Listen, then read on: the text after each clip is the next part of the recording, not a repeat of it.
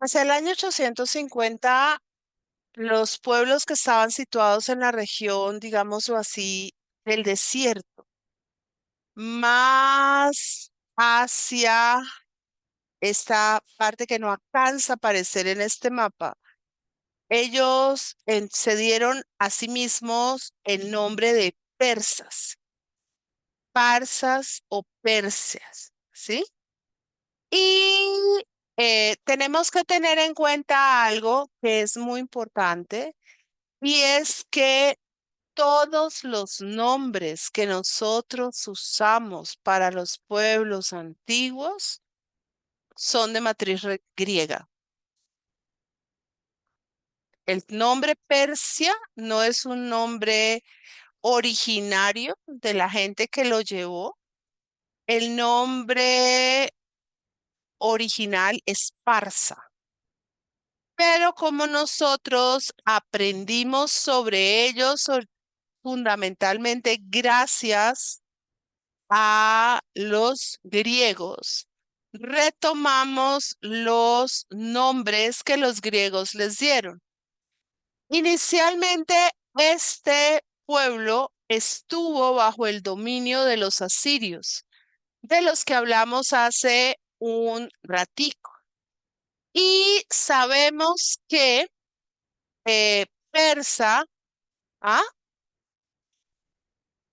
Es precioso, que el nombre persa después va a tomar la designación de imperio y que lo van a crear los propios persas para referirse a la construcción que ellos lograron hacer. La nación persa se constituye a partir de un grupo, o sea, de un conjunto de grupos humanos. Esos grupos humanos van a implicar varias tribus, entre ellas va a estar Pasagarda, Marafi y Maspi. Y de estos grupos, que eran los más importantes, van a pasar a depender otro gran número de tribus o de grupos humanos. El grupo de los pasagardes, ¿sí? Va a ser el más distinguido. Y nosotros vamos a ver, espero que la próxima semana o en estas 2 semanas, vamos a hacer un paseo por las 4 capitales persas. Vamos, ay, cuando ustedes digan, aquí estamos listas. Y vamos a ver, una de las primeras capitales es Pasagarda o Pasagarde. Bien, los persas se expandieron por el territorio, llegando sobre lo que es Irán. Y hago una expansión. Ellos, al parecer, originalmente pues ellos dependen de los asirios y ellos aprovechan sus buenos vínculos con los asirios y se van a expandir originalmente sobre toda esta región amarilla. O sea, van a tomar los territorios que hacían parte de lo que actualmente es Irán y además van a colonizar toda la región del noreste de los montes sacros y van a llegar a la parte que corresponde con el espacio que ocupaban los elamitas en ese momento. Los persas lograron un desarrollo demográfico muy importante y tuvieron la capacidad de ponerse al servicio de los asirios de una forma completamente competente. Es decir, los asirios llegó un momento en el que necesitaron a estas poblaciones que se llamaban a sí mismas persas para básicamente toda la instrumentalización de una parte muy grande de sus territorios. Es decir, que ellos no eran un grupo menor. Los persas fueron muy bien reputados. y tuvieron vínculos importantes con el imperio asirio. Pero originalmente, vamos a encontrar que antes de que los persas se expandieran como lo que era el control de este territorio que estaba situado en lo que es Irán, hubo un grupo previo muy importante que fue el imperio de los medos, ¿sí? Los medos están en toda esta parte azul y tienen una capital importantísima que va a ser Persépolis, ¿sí? Una de las ciudades más bellas de todas partes. Lo que pasa es que cuando los medos estaban, pues Persépolis no era como, no se llamaba así ni existía allí propiamente, sino en las inmediaciones, van a ser cuando los persas se impongan que esta región va a pasar y esta ciudad va a pasar a llamarse Persépolis, porque no tendría mucho sentido que si este es el territorio de los medos, pues la ciudad se llame con el nombre de los persas. Me hago entender, es decir, los medos tenían su capital allí. Cuando los persas se impusieron sobre todo este territorio, crearon su propia Persépolis.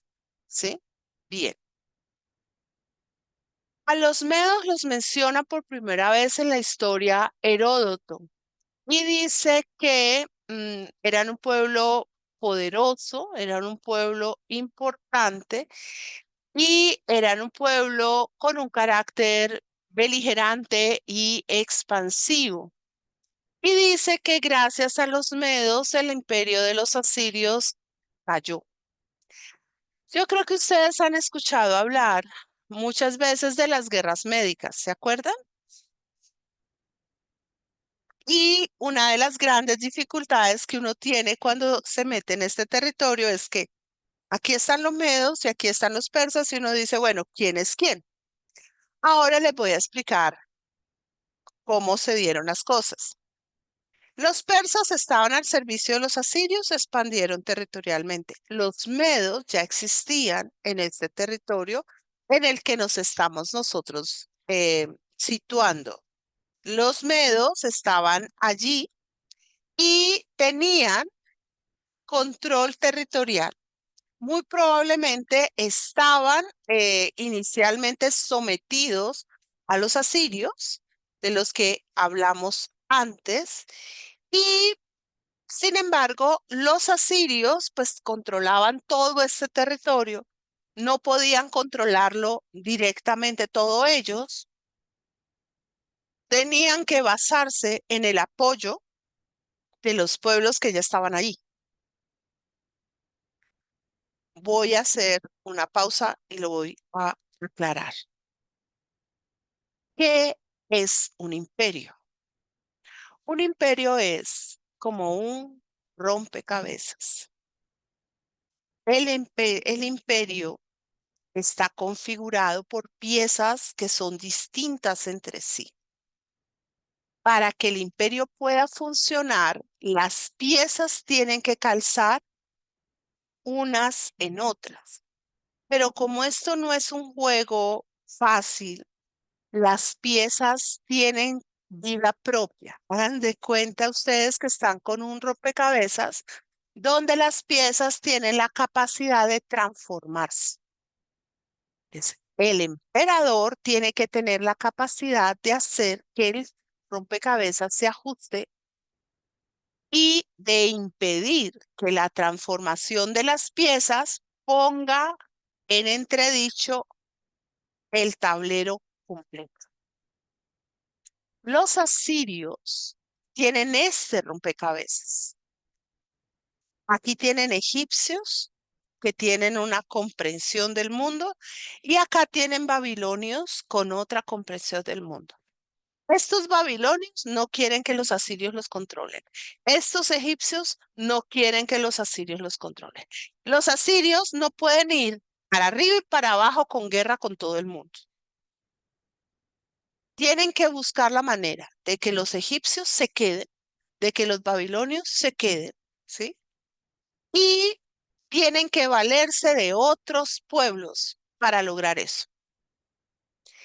De pronto hay un grupo de tribus que vienen de un territorio muy, muy desértico, un territorio difícil, pero son unas tribus muy fuertes, son grandes y son guerreras, beligerantes. Esos son los persas.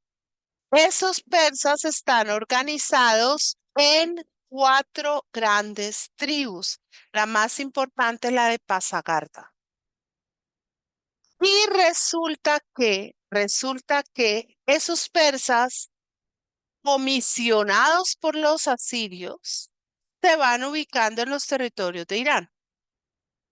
Cuando ellos llegan ahí, hay hay un anhelo.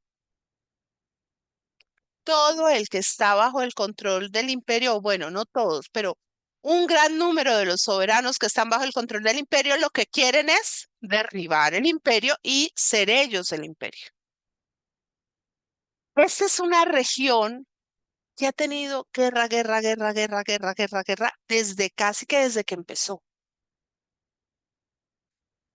Y los gobernantes son como alguien que tiene que controlar 20 caballos al tiempo para que vayan en una sola dirección, teniendo en cuenta que los caballos no quieren ir todos en la misma dirección.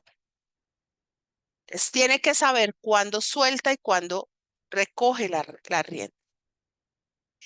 Dentro de ese territorio del imperio asirio, hay un reino que se va haciendo importante y es el reino de los medas. Los medos tienen un gran prestigio. Los persas ya están allí. ¿Listo?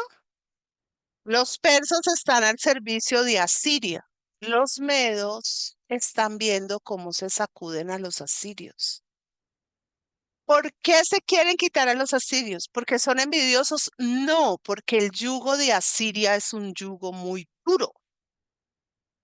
Asiria exige gente para la guerra y exige recursos económicos y como vive en guerra todo el tiempo, eh, recorta mucho los recursos que tiene la gente que vive en el lugar. ¿Cómo terminan los medos siendo los persas? Esa es la parte que vamos a ver ahora. ¿Listo? Porque cuando ustedes han oído las guerras médicas, eran las guerras de Grecia contra Persia. Entonces, ¿cómo se fusionan los dos nombres? Vamos a ver ahora la historia de un pueblo que no es un pueblo muy grande, no, perdón, un pueblo que no es un pueblo muy, como digamos, muy notable en la región por sus logros civilizatorios, no es un pueblo importante porque venga, digamos, tenga un liderazgo enorme, es un pueblo que es vasallo, que deriva de un hombre que fue un gobernante que se llamó Aquemenes, y vamos a ver cómo ese pueblo se termina vinculando con un pueblo que sí tiene una mayor presencia, un pueblo que va a tener mucho que ver con la caída de Asiria porque se va a, digamos, casi que emparejar con los lidios y con los babilonios, y que es el pueblo de Media. ¿Cómo terminaron los medos siendo los persas? ¿O cómo terminaron los persas siendo los medos? De eso va vamos a ver, y vamos a ver cómo. ¿Mm? Bien. Los medos o medianos, nos dice Heródoto, eran 6 tribus. Miren que todo esto son sociedades tribales, así como las tribus de Israel, o sea, son tribus. ¿Qué quiere decir esto? Que son personas que asumen que tienen un antepasado común y que se juntan porque les interesa juntarse y que se casan entre ellas y que crean sistemas de religión o de pensamiento que son muy comunes entre sí. Y vamos a encontrar que estas tribus medias viven alrededor de grandes asentamientos, entre ellos la ciudad de Ecbatana, que la vamos a volver a encontrar con Alejandro Magno y que va a ser otra de las ciudades capitales importantes del imperio persa. Los medos van a constituir algo que se va a llamar el triángulo mediano, ¿sí? Y ahí van a estar unas concentraciones sumamente importantes de poder. Todo lo verde es Media, los medos. Lo azulito es Persia.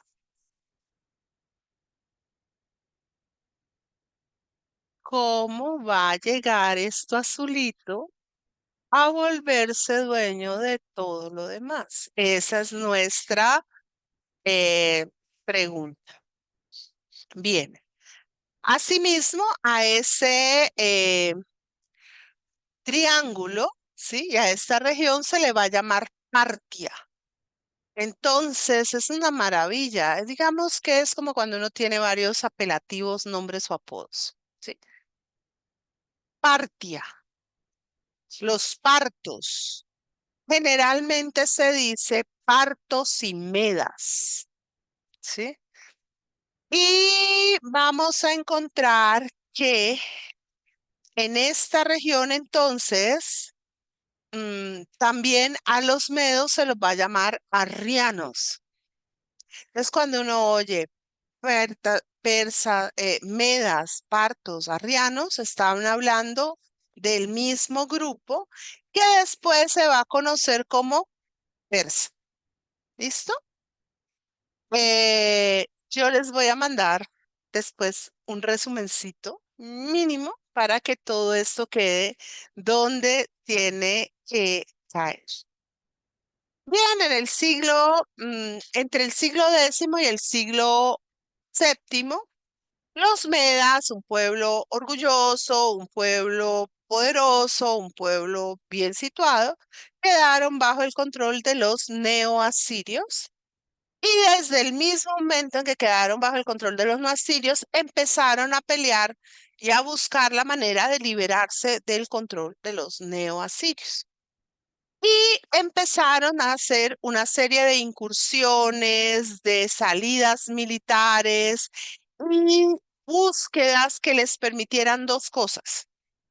De ser posible, sacarlos y de no ser posible, lograr un tratado de vasallaje que fuera más, digamos, más favorables. Los neoasirios sabían que los medas no iban a cesar en su intención de independencia. Así que buscaron todas las maneras para conciliarlos. Usted pelea y pelea y pelea, pero si le dicen, usted pelea y pelea y pelea con sus papás, pues sus papás le dicen, hija, si usted deja de pelear, le doy un viaje alrededor del mundo, pues usted pronto dice, yo dejo de pelear, porque me va mejor con el viaje. Y no solamente, mírala, después del viaje vuelve y pelea. Bueno, muy meda me salió la niña, me salió muy a lo meda. Lo cierto es que los medas se vincularon al imperio asirio y ayudaron a proteger el imperio de otros grupos humanos que eran mucho más violentos, mucho más feroces, ¿sí? Así todo. La guerra era pan nuestro de todos los días. Y como los neoasirios eran tan absolutamente condescendientes, tenían guerra en todas partes.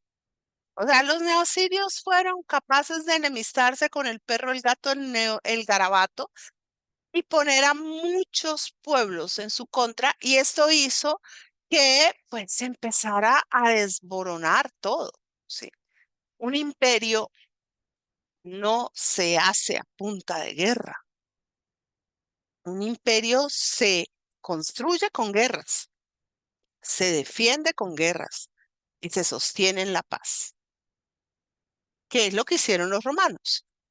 Es decir, se logra, y lo que van a hacer los persas, se logra cuando el estado de bienestar es tan grande que la gente está contenta. Puede que hayan cosas que no les resulten completamente favorables, pero se concilia el conflicto cuando el conflicto empieza. Los conflictos se arreglan cuando empiezan. Después de que ya va muy lejos, es muy difícil conciliar. Bien, y de esta manera, em, los asirios de un momento a otro resulta que estaban estaban tratando de controlar el imperio, mientras que los sometidos, que eran los medos, los babilonios, los caldeos, los egipcios, los excitas, los cimerios, los lidios y los arameos, dejaron de pagarles impuestos a los asirios, de pagarles tributo, y un imperio sin dinero, sin recursos, no puede prosperar, no se puede mantener. Así que muy rápidamente ellos lograron poner en crisis al imperio neoasirio, y para no hacer tan largo el cuento, en el año 609 ya el imperio neoasirio era cosa del pasado. Ya los neoasirios no tenían cómo sostenerse, y no solamente cae el imperio, sino que el imperio había quedado bajo el control de los medas. O sea, los medas tomaron la capital de Asiria. Y en ese momento ellos se van a unir, y van a crear un acuerdo con Babilonia, con Lidia, con Egipto, de manera que cada uno en lo suyo y los dioses en lo de todos. O sea, son cuatro estados, no se unen en un solo imperio. Son cuatro estados. Los cuatro peleamos contra Siria, los cuatro ganamos a Siria, los cuatro nos repartimos nuestros territorios. Eso quiere decir, Egipto vuelve a ser Egipto, Lidia vuelve a ser Lidia, Media vuelve a ser Media y Babilonia vuelve a ser Babilonia. Y por ahora somos amigos. En Babilonia ya el Nabucodonosor segundo ya había muerto hacía mucho rato. Ahora estamos, lo que tengo que mirar si si este Nabucodonosor segundo es en la Neo-Babilonia. Lo que pasa es que esta es una historia tan compleja porque hay diferentes momentos, pero creo que ya en este momento no hay ninguno de estos grandes reyes babilonios. Ya aquí lo que vamos a empezar a ver es el momento en que llegan los persas. Y los persas solamente van a poder llegar definitivamente cuando los otros pueblos ya no sean tan fuertes. Miren, Lidia, aquí mi amor. Lidia tiene como capital la ciudad de Sardes, ¿sí? Y vamos a ver que nuestros queridos Medas están aquí, aquí están los asirios y aquí van a estar ubicados los persas, ¿sí? Bien, estos son todos los montes sacros, y vamos a encontrar que cada uno de esos lugares que están con las letras más grandes reivindica su propia autonomía, ¿sí? Pero esto ya es imperio persa. Bien, empieza la historia. Resulta que en medio de esto, pues ya los medas son un pueblo fuerte. Se han hecho con el control de la mayor parte de la Mesopotamia, porque ellos fundamentalmente van a manejar toda esta región, lo que era Asiria, ¿sí? esta región de acá, porque esto acá va a quedar en Babilonia, ¿sí? Y acá va a quedar Lidia, entonces ellos van a gobernar sobre todo hacia acá, esta región. Y aquí están los persas, ¿cierto? Chiquiticos. Bueno, resulta que el rey de Media, ¿sí? Se llamaba Yaxares. Grábense el nombre, no mentiras, que van a grabarse el nombre. Este rey Yaxares tuvo un hijo. Su hijo era Astiages, ¿sí? Y Astiages tuvo a su vez una hija. Y resulta que esa hija tuvo un hijo. Y ese hijo se llamó Ciro. ¿Listo? Entonces, Yaxares tiene a Astiages y Astiages tiene una hija y la hija de Astiages va a tener a Ciro. ¿Sí? Bien, al principio las relaciones están bastante bien, las relaciones familiares son armónicas, pero pues resulta que en el pasado no era la familia no era algo tan importante. En cuestión de poder, la familia pasa siempre a un tercer o cuarto lugar. Cuestión de poder, lo que importa es el poder. O sea, que sea mi nieto, que sea mi, no importa absolutamente para nada.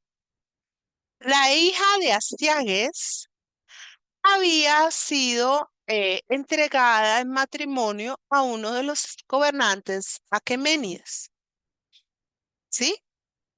Y fue entregada en matrimonio a él porque este salvaje, miembro de una tribu, que en ese momento se consideró o fue considerada como una tribu necesaria, pero no tan significativa, tan importante,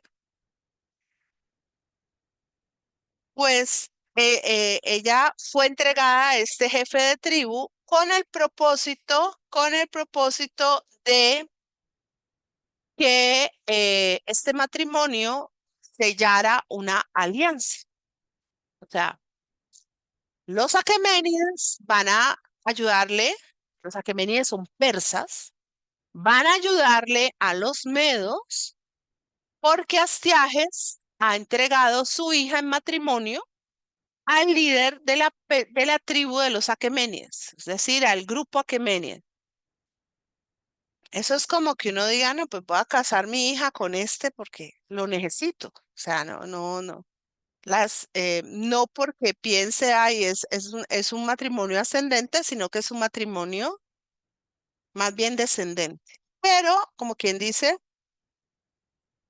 este salvaje se va a sentir absolutamente fascinado porque le dimos la princesa. Y en efecto, el salvaje se sintió fascinado porque le dieron la princesa.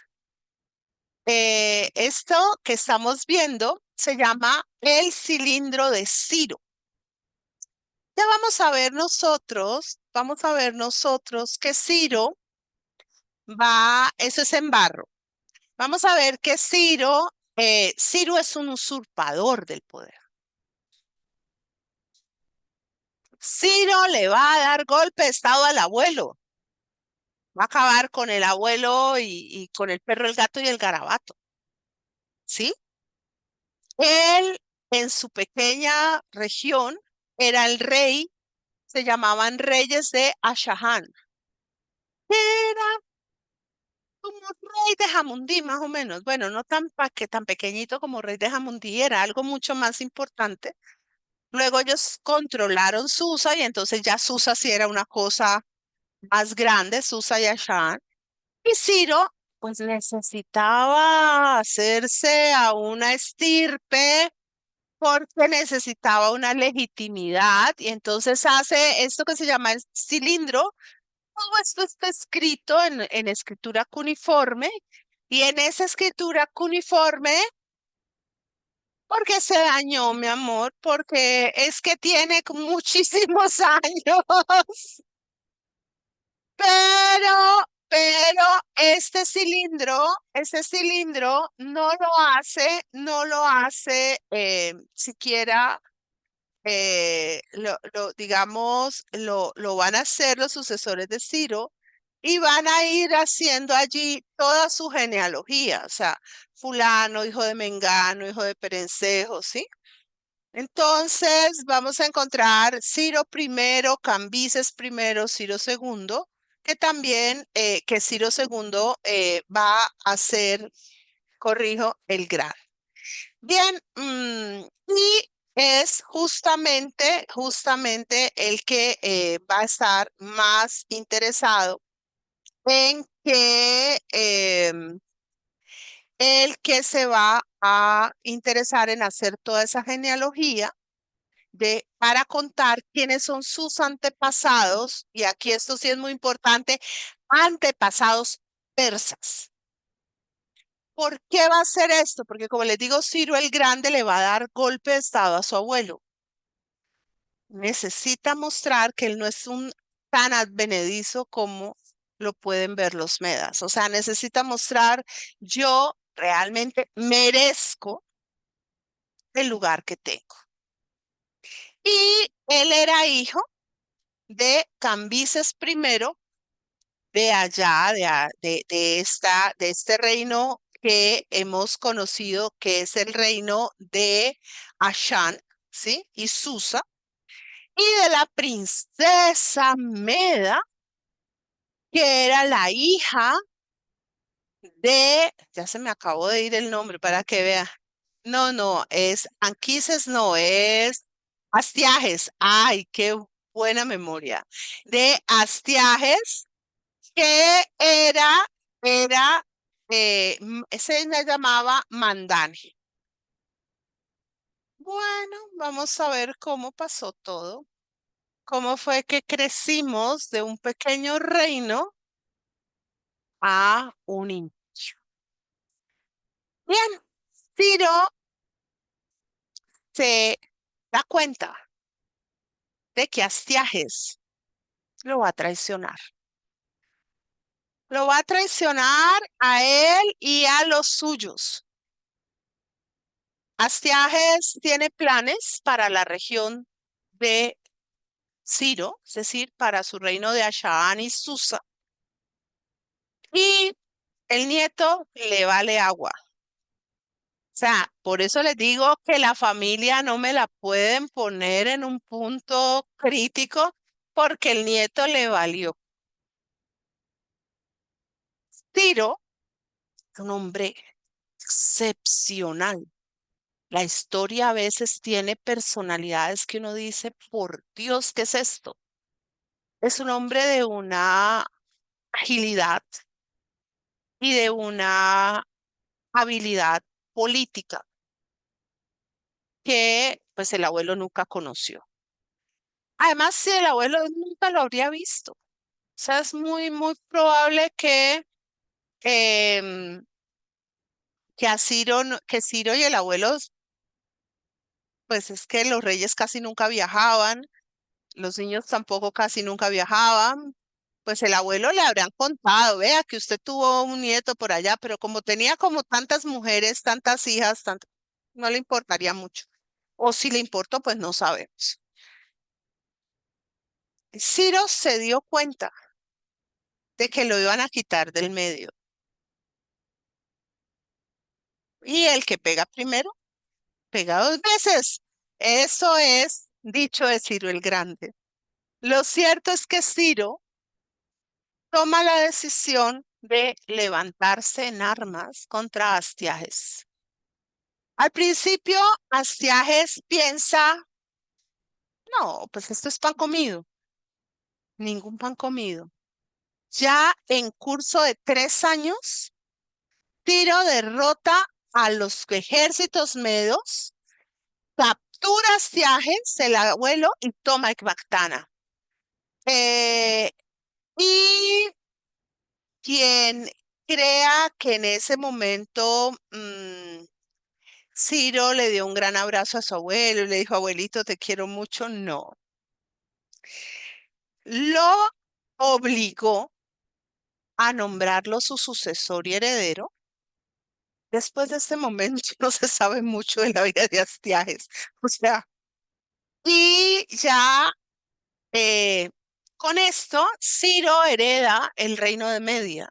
Obviamente Media, pues sí, si Astiages iba a tomar esa decisión contra Ciro, no era porque se le hubiera dicho de pronto un buen día se levantó y dijo, no, pues hoy voy a destronar a Ciro. No, Media, toda esta región, siempre, siempre yo me la imagino como un nido de escorpiones y otras alimañas, o sea, permanentemente está en conflicto.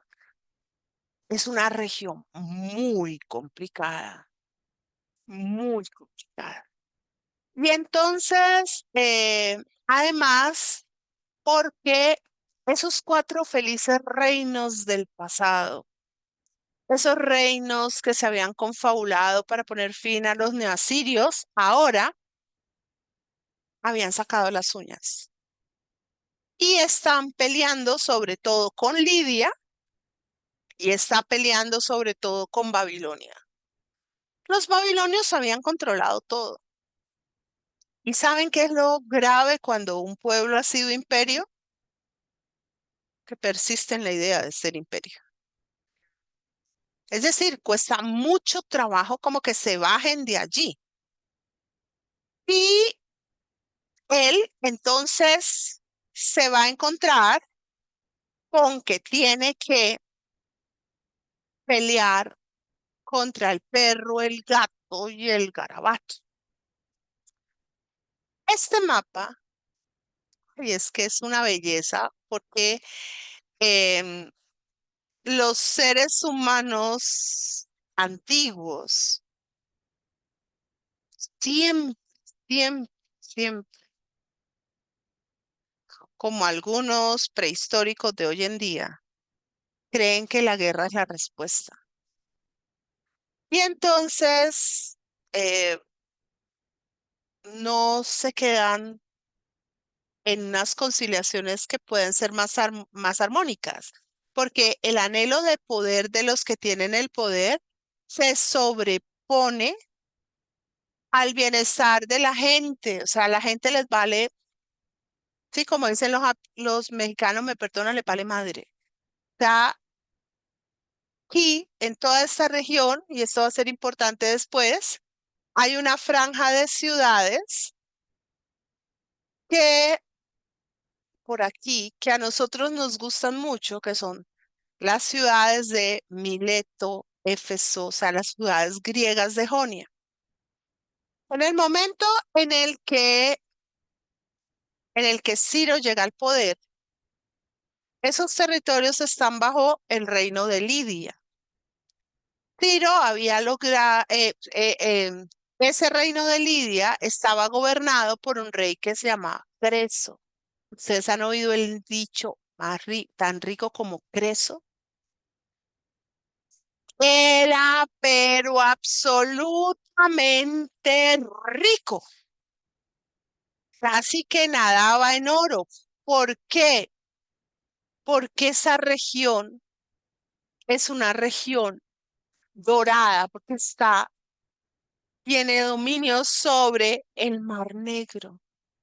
Todo lo que esté por ahí es rico a más no poder, porque este mar es un centro de circulación, de comercio que conecta los continentes, ¿sí? Y Creso no era rico, era riquísimo, era riquísimo, riquísimo, riquísimo, riquísimo, riquísimo.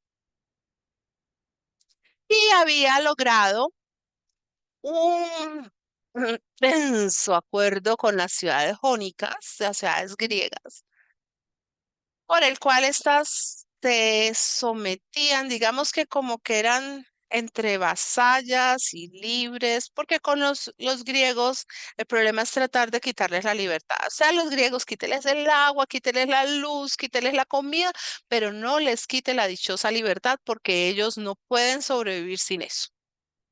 Es su ADN. ¿Por qué? Porque los griegos desde la antigüedad solo pueden concebir la civilización y a través de una serie de factores. El primero, la urbanización, la ciudad. Para los griegos, el campo, la ruralidad no es civilizada. La ciudad es la base de la civilización.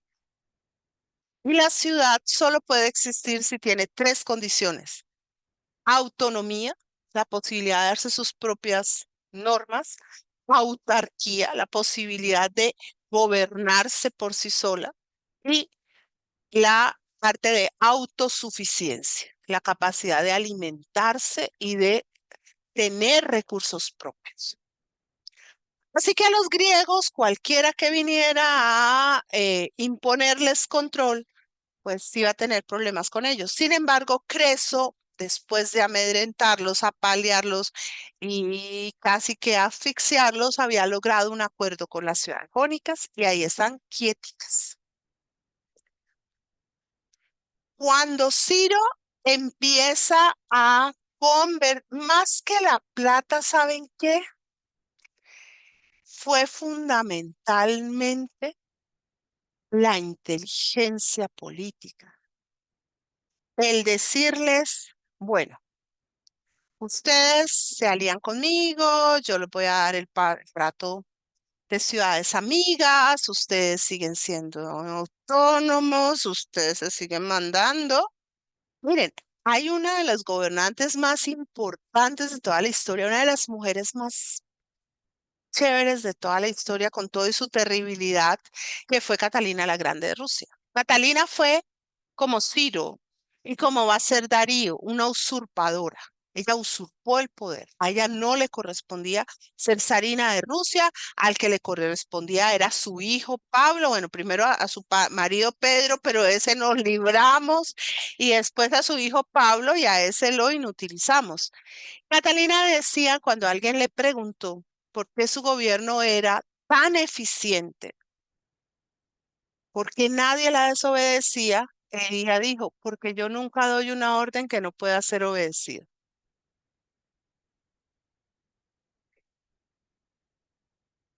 Esa era ese era el gran secreto de Catalina. Y va a ser, yo nunca doy una orden que no pueda ser obedecida. Y Creso hizo eso con las ciudades griegas. Y después lo va a hacer Alejandro. Y después lo van a hacer los romanos. O sea, era la única manera, la única manera. Como quien dice, haga lo que le dé la gana, pero cuando yo lo necesite, venga y me ayuda. O sea, básicamente a los griegos había que tratarlos algo así como a un adolescente o a un adulto joven, ¿no? O sea, le digo, hasta conociendo y reconociendo y considerando lo que son exactamente sus límites. Bien, pues resulta que Creso se encontró con un problema y era, digamos, no sé tanto si él se encontró con un problema, o yo diría que más bien él creó el problema. Resulta que, como les digo, desafortunadamente,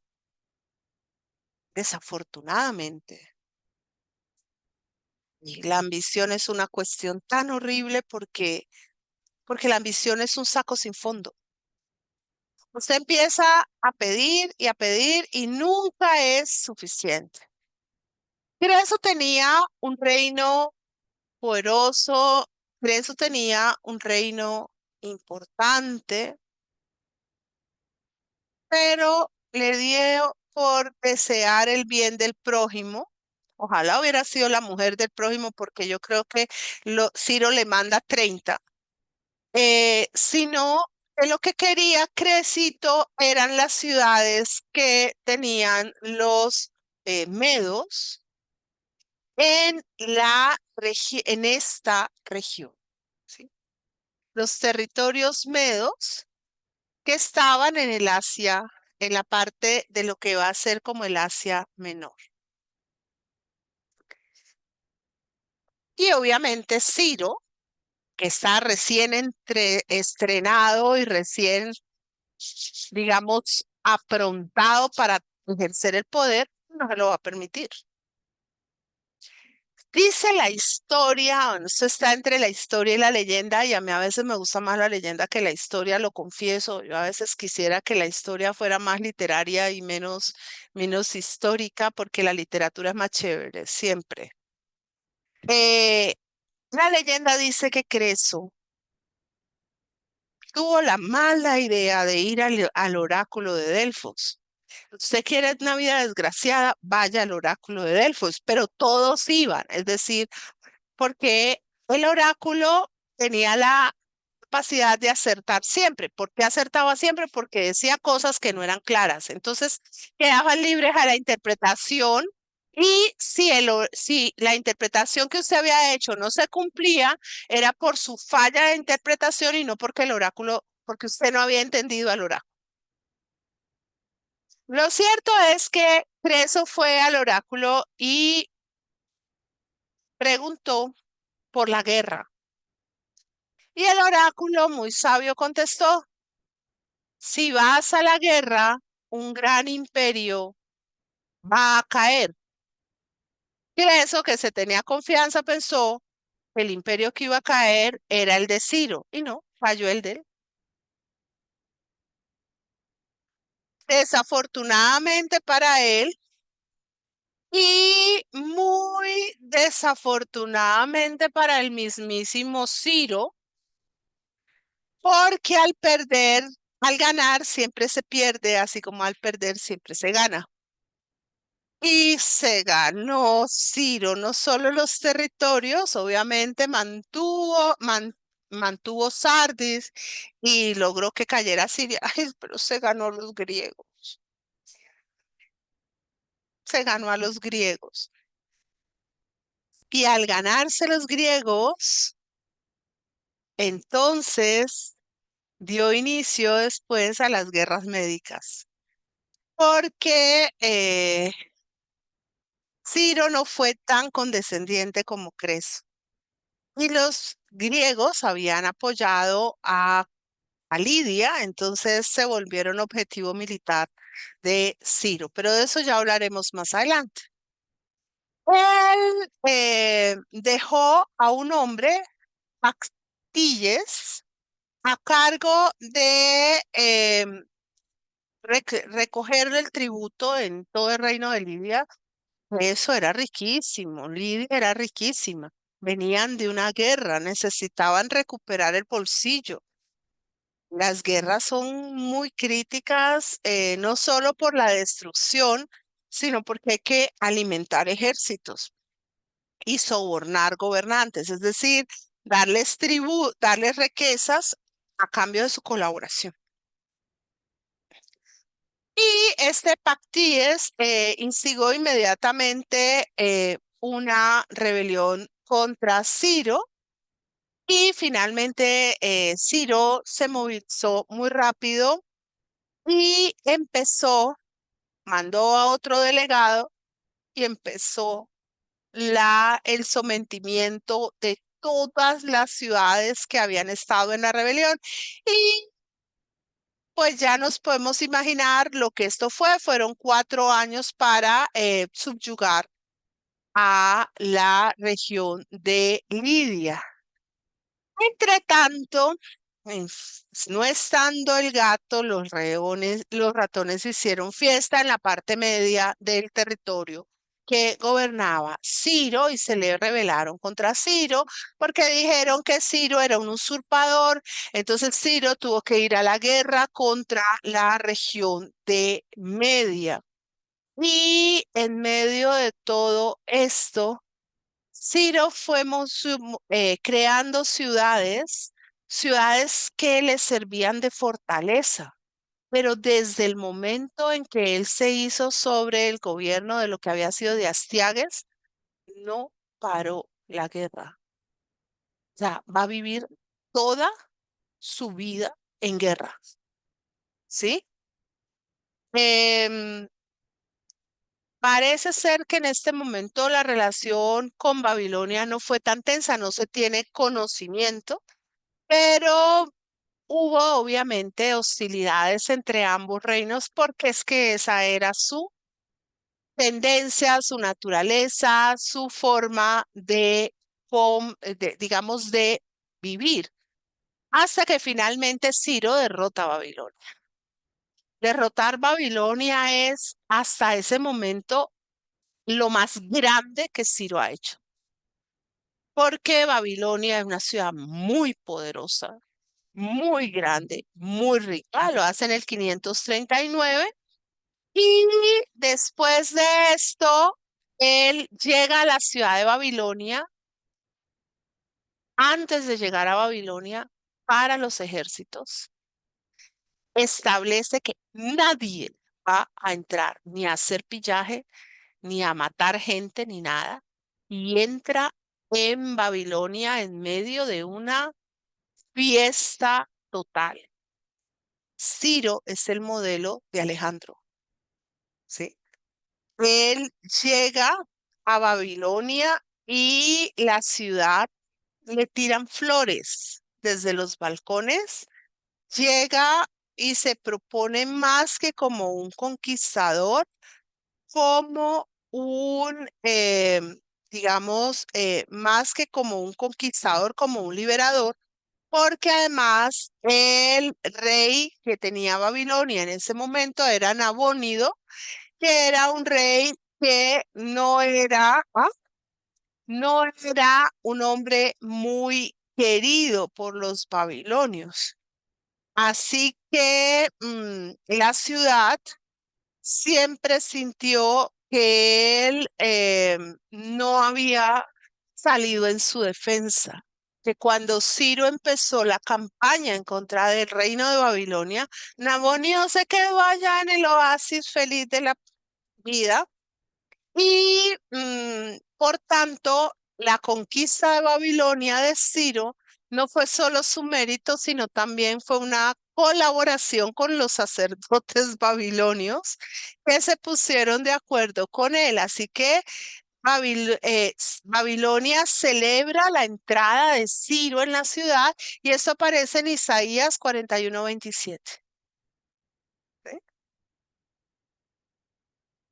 Todo el mundo cantaba, todo el mundo bailaba, todo el mundo aclamaba. Y cuando llega a Babilonia es cuando Ciro libera al pueblo judío que estaba preso en Babilonia, que estaba esclavizado en Babilonia, y lo libera. Y por eso en la Biblia Ciro aparece como el ungido de Yahvé. Es el único gobernante que va a ser, digamos, exaltado en la Biblia. Además, porque él al liberarlos le autorizó a Judá reconstruir, digamos que le autorizó a Judá la reconstrucción de Jerusalén, porque Jerusalén había caído a manos de los babilonios y había sido destruida por Babilonia. Entonces, es a partir de este momento cuando aparece la reconstrucción de Babilonia. Ciro muere en el año 530, bastante temprano a decir verdad. Él iba en una expedición hacia el Asia Central contra los masagetas. Dice la historia que Ciro es Darío, creo, Ciro había em, dado muerte al hijo de la reina de los masagetas y la reina de los masagetas se propuso darle muerte a Ciro. Esos territorios que son los territorios del actual Afganistán, Tayikistán, Uzbekistán y Turkmenistán. Son unos territorios muy duros, son unos territorios muy áridos, pero sobre todo muy altas. Las montañas son muy altas en esa parte y el territorio es muy abrupto, es sumamente difícil, ¿sí? Y está habitada o estaba habitada por unas tribus que eran los sogdianos, los bactrianos y los arios. Todos estos pueblos se van a emparentar con los medos y con los persas, pero son los pueblos de muy difícil control. Sabemos de ellos porque todos están nombrados en esta inscripción en piedra, ¿sí? Que es lo que se conoce también como el testamento o el documento de la historia de Ciro. También estas regiones aparecen como satrapias. Ustedes han oído el nombre de sátrapa. ¿Qué es un sátrapa? Un sátrapa es un rey o un gobernante menor que parte de lo que fuera el imperio persa y se caracteriza porque es que es un gobierno autocrático, o sea, es un gobierno totalmente vertical, donde no hay ley que valga, donde no hay derecho que valga. Entonces el sátrapa es el que ordena lo que le da la gana, como le da la gana, se lleva por delante a quien le da la gana, o sea, es un gobierno muy autoritario, es un gobierno pero más, hay autócratas, bueno, que no necesariamente, a veces todos los autócratas son tantos sátrapas, pero cuando uno dice sátrapa, está diciendo que además usted quiere decir que es una persona que no reconoce ninguna ley, ninguna norma, ningún límite, ningún a su propio derecho a ejercer el poder. O sea, ejerce el poder de una manera destemplada y muchas veces ejerce el poder de una manera deshumanizada. Bien, parece ser que esos territorios que Ciro eh, de alguna manera pudo haber heredado o pudo haber considerado que debían ser necesarios someter para poder tener paz en sus propios territorios, porque ese es el problema. El problema es que yo avanzo dos pasos y alboroto un avispero. Y por otro lado, a veces al lado de donde yo estoy hay una cantidad de avisperos y siento que necesito liberar el espacio para poder traer paz. Y eso le va a pasar al imperio persa con estas satrapias, ¿sí? Pero quiero aclarar algo. Satrapia fue el nombre que le dieron a la gobernación. Es decir, satrapia es como decir departamento, más que departamento, un poco provincia, un poco reinos. Es que no son departamentos porque no están anexados. No, les voy a explicar un poquito por qué. Cuando yo pienso en la circunscripción de lo que es el Estado colombiano o lo que podría ser el Estado en Estados Unidos, es más parecido de pronto a Estados Unidos. Cada uno de los estados tiene unas liberalidades en términos de normas y de gobiernos, pero hacen parte de un estado común. Pero estos estados se han acogido y se acogen libres y voluntariamente a la norma común. Aquí no. Aquí estamos hablando de un grupo de reinos o a veces de provincias administrativas. Algunas están gobernadas por delegados o personas denominadas por el emperador, otros por los que ya venían desde antes, pero que se someten. O sea, son como reinos vasallos. No es tan clara la conexión. ¿Entienden? Tienen que pagarle al imperio, tienen que pagarle unos tributos, tienen que someterse a unas normas, pero de una satrapia a otra, las distancias son abismales. No hay una uniformidad cultural, por ejemplo. En una satrapia la gente se ve de una manera y en la otra de otra. O sea, es como que una satrapia fuera India, la otra fuera Italia, la otra fuera Estados Unidos, la otra fuera Kenia, la otra fuera Colombia. O sea, Todas son muy distintas en su configuración, en su constitución, en su manera de organizarse. Bien, esa es la tumba de Ciro, el mausoleo de Ciro el Grande, tal como ha llegado a la actualidad. No. Y vamos a encontrar que ahí van a aparecer las denominaciones del zoroastrismo por primera vez. El zoroastrismo se origina en un momento original, em, en una tradición que viene de Zurbano, más o menos del año 1000. Y es una religión que tiene una connotación de simplicidad impresionante. Su profeta, ¿sí? Va a ser Zoroastro más adelante.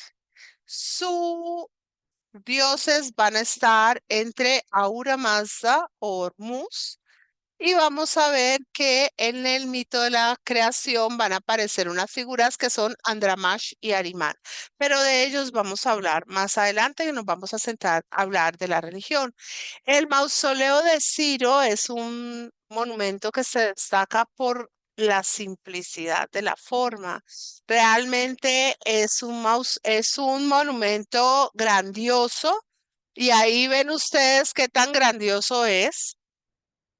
Para que no nos hagamos llamemos errores, aquí están las personas. Persia. Está en la región de Pasargada. Bueno, originalmente, originalmente el monumento estaba rodeado por una columnata, pero muchos de los elementos que lo circunvalaban terminaron desapareciendo como parte de un proceso, ¿sí? Un proceso de despojamiento de tipo de uso de las canteras. Antes la maravilla es que todavía se conserve la parte central del monumento del catafalco de Ciro. Se lo llevaban, sí. Bien, de acuerdo con Heródoto, Ciro estaba casado con una princesa de nombre Casandana, perdón, que era hija de un miembro real de la familia Aqueménide. Ciro era un hombre que venía de un origen relativamente discreto, ¿sí? Porque él venía de un pequeño grupo tribal, no tenía tanta ascendencia, a pesar de ser nieto de el rey Meda em, Astiages, no era él mismo alguien con un linaje pues súper potente. Y estamos en una época en la que el linaje pesa más que el mérito personal. Eso es algo importante de tener en cuenta, ¿sí? Esto del mérito personal es una cosa más bien nueva que arranca por allá de la Revolución Francesa para acá, o de la independencia de pronto de Estados Unidos, que ya son los sistemas de gobierno que van a tener un carácter republicano. Pero aún en tiempos romanos el linaje era importantísimo. Tan era importantísimo que Julio César se paseaba por Roma diciendo que él venía de la diosa Venus, o sea, no era una cosa eh, no era una cosa baladí. Bien, Casadana tuvo por lo menos dos hijos de Ciro que son Cambises y Esmerdis, y una hija que se va a llamar Atosa, y probablemente otras dos hijas, una Artistona, pueden pensar en esos nombres, y otra de la que no sabemos exactamente cuál fue el nombre. Cambises fue el hijo mayor de Ciro, y Cambises segundo, porque Ciro había creado él mismo se nombra como Ciro segundo, no como Ciro primero. Él tiene, este es su hijo mayor. Este sí va a entrarnos en una historia verdaderamente extraordinaria. Cambises fue un rey guerrero como su padre. Se encargó y se interesó especialmente de consolidar los territorios que ahora eran parte ya no del imperio Meda, sino del imperio que se conocemos como persa, pero se puede llamar Meda o persa y es ya en este momento lo mismo porque Ciro los había juntado en una sola cosa. Eh, Cambises logra hacerse con mucho éxito de el control de Fenicia y de Chipre y está pensando en terminar la invasión de Egipto cuando lo sorprende la muerte. Eh, así y todo, así y todo, ¿sí?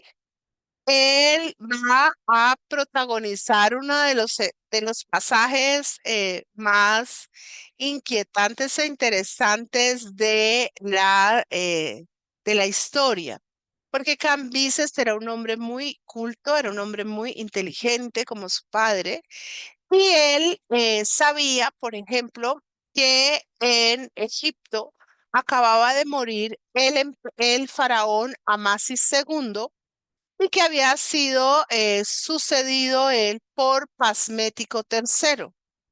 Pasmético, digamos, no era muy querido dentro de Egipto y para ese momento Cambises tenía aliados en Egipto interesados en que fuera Persia y no Pasmético quien gobernara o quien, digamos, o pensaban seguramente ellos que Cambises les iba a hacer el trabajo, ¿no? Que les iba a ayudar y que ellos iban a gobernar en lugar de Pasmético, cosa que no pasó. Porque esto lo que va a traer es la entrada o el principio de la entrada de los persas sobre los territorios de Egipto. Hay un momento en el que Cambises sitúa sus ejércitos frente a la ciudad de Pelusium. Pelusium es un nombre completamente romano, incluso ni siquiera griego. Estaba en la entrada del río Nilo, o sea, en el delta del Nilo. Y en ese momento, Cambises tiene claro cómo piensan los egipcios y enfrenta a Pasmético con un arma biológica. Por primera vez en la historia, un arma biológica de origen y carácter animal. Sabe que los egipcios reverencian a los gatos, hace recoger una inmensa cantidad de gatos y empieza a hacer que sus hombres lancen los gatos.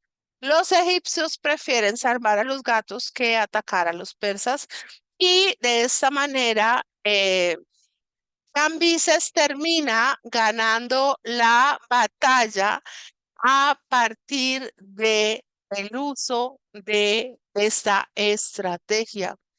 Heródoto dice, sin embargo, que Cambises no fue hábil en la aproximación a Egipto, que estuvo en contra de los dioses egipcios, de los templos egipcios y del sistema de sacerdocio de los egipcios. ¿Es esto posible? ¿Le podemos creer a Heródoto? Bueno, siempre que encontremos un historiador griego, tenemos que levantar la ceja porque los griegos no escriben historia de una manera objetiva. Los griegos escriben una historia tendenciosa, o sea, a favor de Grecia. Esa es la forma de la escritura de la historia antigua.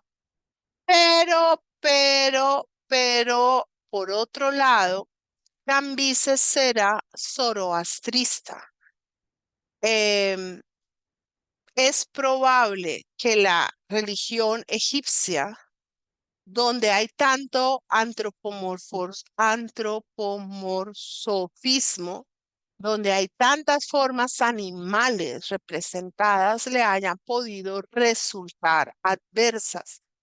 Se dice, de acuerdo con Heródoto, que Cambises habría tomado, entre otras cosas, la decisión de hacer ejecutar o hacer sacrificar al toro Apis.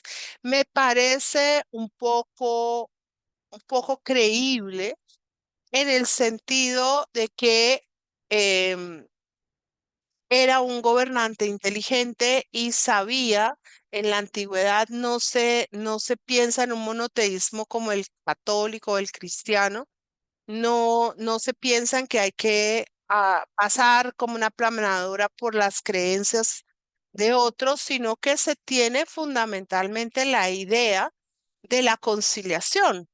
Me parece raro.